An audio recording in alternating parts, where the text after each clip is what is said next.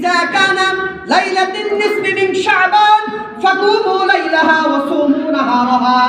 যখন তোমাদের মাঝে শাবান মাসের 14 তারিখ দিবাগত রাত্রিতে আসে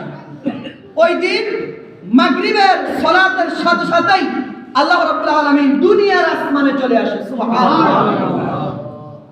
ফাকুমু লাইলাহা ওয়াসুমু নাহারাহা রাসূল বলেন ওই দিন ওই রাত্রিতে লাইলাতুন নিসফ মিন শাবানের রাত্রিতে আল্লাহ রাব্বুল আলামিন বান্দাকে সকল শ্রেণী পেশার মানুষকে সাধারণ ক্ষমার ঘোষণা করে দেন সুবহানাল্লাহ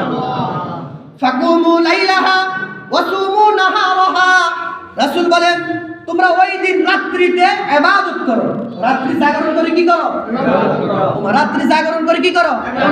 ফাকুমু লাইলাহা ওয়াসুমু নাহারাহা রাসূল বলেন পরের দিন তোমরা রোজা রাখো পরের দিন তোমরা কি রাখো রোজা রাখো সাহাবায়ে আরজ করেন ইয়া রাসূলুল্লাহ আমরা যদি শাবান মাসের পরের দিন অর্থাৎ শবে বরাতের পরের দিন যদি আমরা রোজা রাখি তাহলে ফায়দা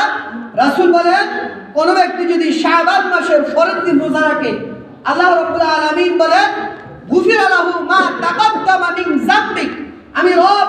ওই ব্যক্তির পিছনের সব গুনাহ খাতা maaf করে দেব সুবহানাল্লাহ চেষ্টা করব ইনশাআল্লাহ চেষ্টা করব ইনশাআল্লাহ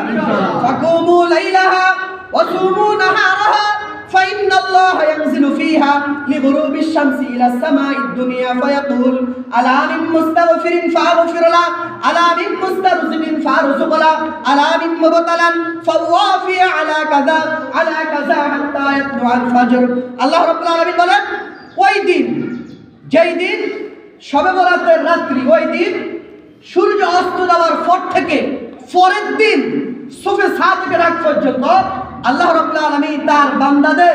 মাথায় হাত রেখে কুদরতি হাত রেখে বলতে থাকে আলা মিন মুস্তাগফিরিন আলা মিন মুস্তারজিকিন আলা মিন মুবতালান ফাওয়াফিয়া আলা কাযা হাত্তা ইয়াতলু আল ফজর কে আছো অসুস্থ নিয়ামত দিয়ে ভুগতেছো আমার কাছে চাও আমি রব তোমাকে সুস্থতার নিয়ামত দান করব সুবহানাল্লাহ।